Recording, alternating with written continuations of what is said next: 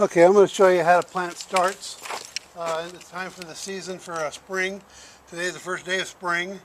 And so when you go to buy starts at a nursery, they come in these little 4-packs, 6-packs, or what have you. And I have different kinds of plants here. This one's broccoli. You know, I have a few things. This one here is, I don't know what it's, kale. But different kinds of lettuces and Swiss chard and such. When you get these things here from the nursery, you just want to have your soil prepared like I did. I'm all prepared here and everything's set up. So you get your soil all the way where you want it. Then when you get these starts here, make a little hole where you want to put it, and you want it to be the same depth as it is right here. So you don't want to bury it any more than that right there. So you take it out. You don't have to do anything to it. You take it out, you place it there, you go like that, pat it down a little bit, and literally that's it. There's no more work to do. It's as fast as that. So over on the kale, I walk over here and just pull one out, and they look like this. They have all the roots there. They're bound. They look like they're bound up, but they're not really.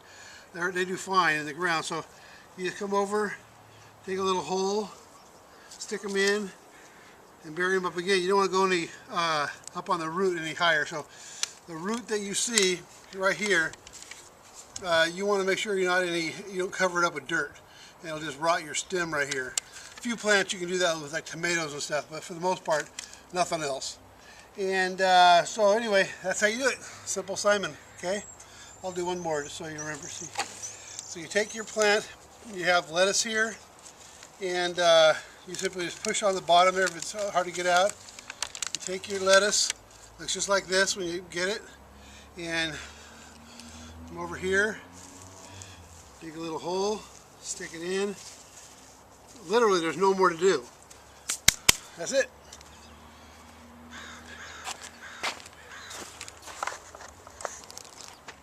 Okay, I should say one more thing, and that is when you space your plants, space them how you want them to be as far as when they're full grown.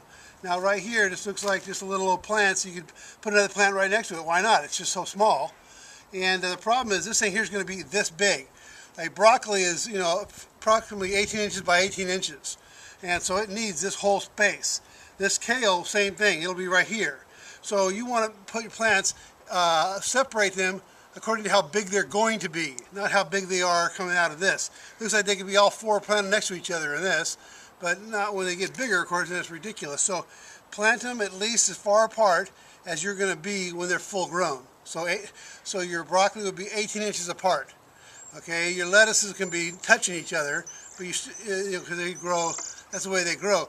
But you could still have them, 5 or 6 inches apart. That's the way a full-size head of lettuce. Okay, so again, think of them how big they are when they're fully mature. That's how far apart you want them to start with. Okay.